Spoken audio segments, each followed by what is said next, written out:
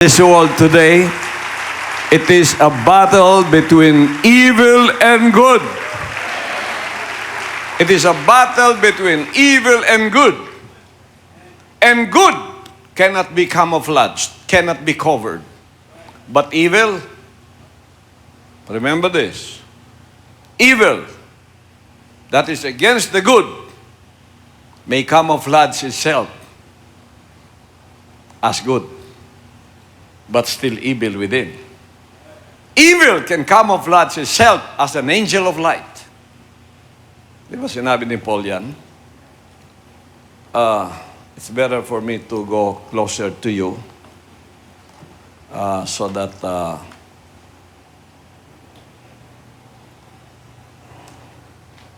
I can see you and you can see me. Di ba mga kapatid?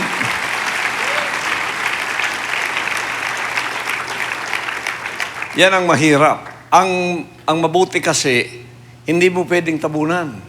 Hindi ka, pagka mabuti ka, hindi ka pwedeng magkunwari. Ang masama, yan ang delikado. Pwede siyang magkunwari na mabuti. Yan. Kaya nakakapanlin lang. Oh. Anong sinabi ni Paul? Read. Pastor, sa 2 Corinthians chapter 11 verse 13, sapagkat ang mga gayong tao ay mga bulaang apostol, mga magdarayang manggagawa, na nagpapakunwaring mga apostol ni Kristo. Nagpapakunwaring mga apostol ni Kristo. Nagpapakunwaring apostol ng kabutihan. Sige. At hindi katakataka, sapagkat si Satanas man ay nagpapakunwaring anghel ng kaliwanagan. Oh, yan ang mahirap dyan. Kasi si Satanas nagkukunwari ring anghel ng kaliwanagan. Kaya maraming nalilinlang. But tayong mga nasa katotohanan, we who are in the truth cannot be deceived. Why? Because we see a tree by its fruits. Hallelujah.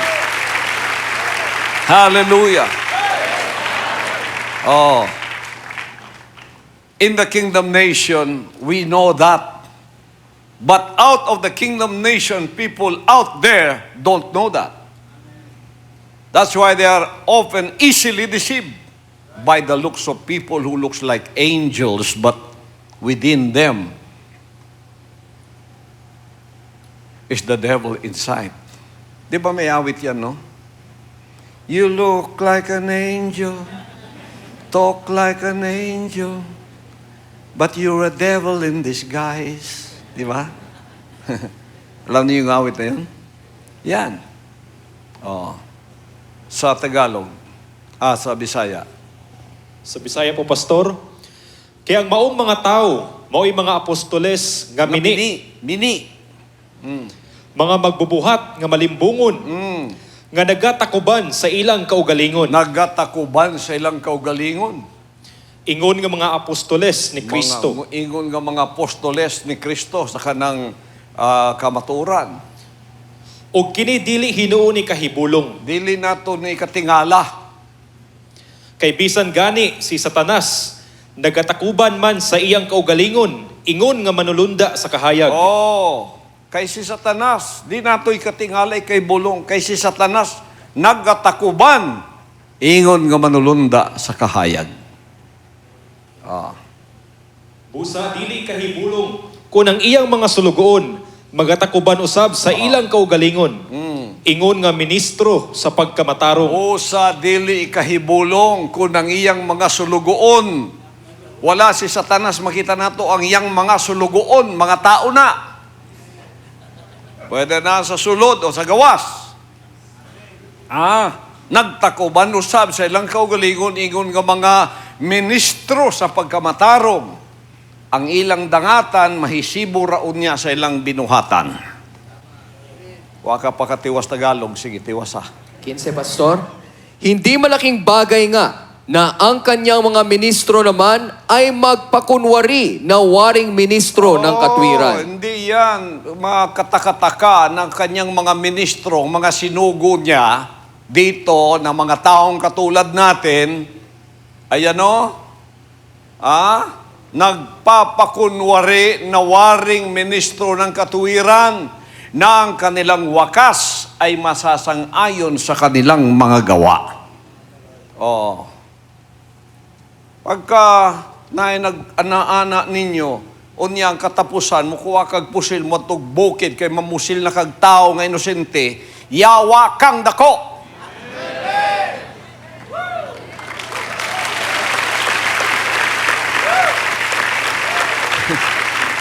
Guwapo kayo musulti.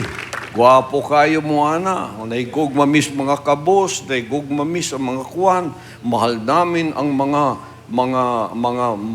maralita, ang mga mahihirap, ganun. Pag na-recruit ka niyan, magiging satanas ka at magkaroon ka ng puot sa loob ng puso mo, pupunta ka na sa bundok at papatay ka na walang awa. 54 years ginagawa nila yan dito. Nagkukulo na rin mga ministro ng kaliwanagan. Bato-bato sa langit ang tamaan. Bahala kung magalit kayo. Pero, hindi ninyo ako malilinlang. Mga satanas kayo. Umalis kayo sa bansang ito.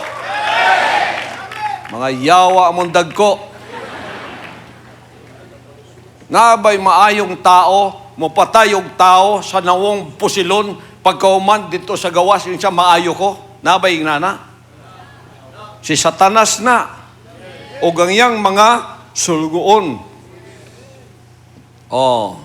English.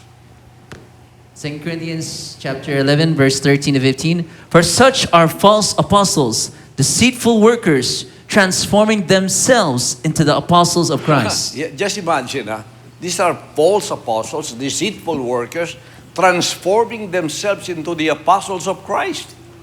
They dress with barong, with not coat and tie like me. And no marvel, he said, for Satan himself is transformed into an angel of light. And therefore, it is no great thing if his ministers also be transformed as the ministers of righteousness, whose end shall be according to their works.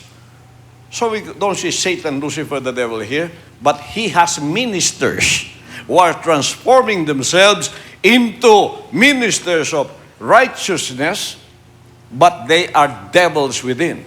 Don't forget that song. Look like an angel, talk like an angel, walk like an angel, but you're a devil in disguise. Marami yan dito sa bansang Pilipinas.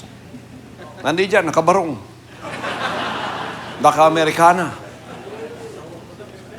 Pero pag na-recruit ka niyan, pupunta ka ng bundok, iwan mo yung pag-aaral mo, pagkatapos papatay ka na walang awa.